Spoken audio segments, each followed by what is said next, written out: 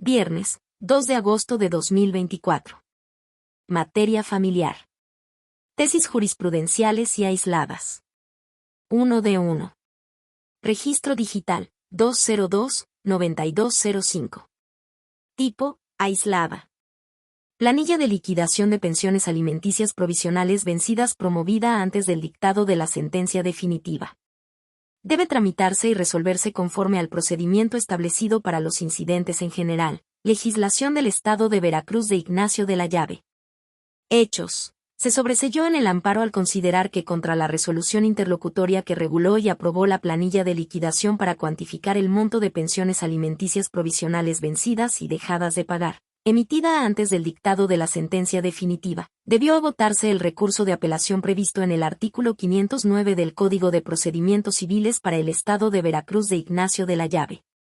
En el recurso de revisión se argumentó que el incidente del que derivó la interlocutoria se tramitó en términos del artículo 361 de dicho ordenamiento, el cual dispone que contra lo que ahí se resuelva no habrá recurso. Criterio jurídico. Este tribunal colegiado de circuito determina que la planilla de liquidación de pensiones alimenticias provisionales vencidas, formulada antes del dictado de la sentencia que resuelve el juicio en lo principal, debe tramitarse y aprobarse conforme al procedimiento establecido para los incidentes en general.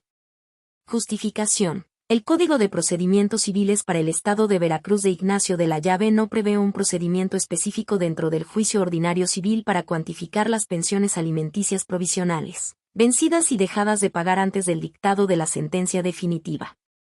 Si bien su artículo 361 prevé un procedimiento incidental con la finalidad de cuantificar la parte ilíquida de una sentencia definitiva en la etapa de ejecución, lo cierto es que la obligación de pagar una pensión alimenticia provisional se establece en un auto emitido dentro de juicio, y no en una sentencia definitiva.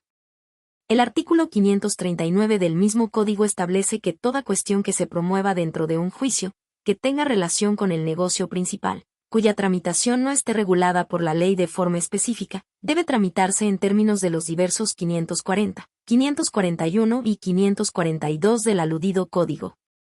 Por tanto, para determinar el quantum de las pensiones alimenticias provisionales vencidas y dejadas de pagar dentro del juicio ordinario civil antes del dictado de la sentencia, debe aplicarse capítulo primero del título 13 de dicho código, cuyos artículos 539 a 542 establecen las reglas para el trámite de los incidentes en general, pues por el grado de especificidad de las reglas previstas en el señalado artículo 361, el procedimiento incidental ahí regulado es aplicable exclusivamente a los casos en que exista una sentencia definitiva que no contenga una condena líquida, máxime que los mencionados preceptos 539 a 542, que establecen las reglas para el trámite de los incidentes en general, otorgan mayores prerrogativas procesales a las partes, pues señalan que antes de emitirse la resolución que ponga fin al incidente, debe celebrarse una audiencia en la que se presentarán las pruebas ofrecidas por las partes y se les dará oportunidad de formular alegatos, a diferencia del procedimiento incidental previsto en el artículo 361,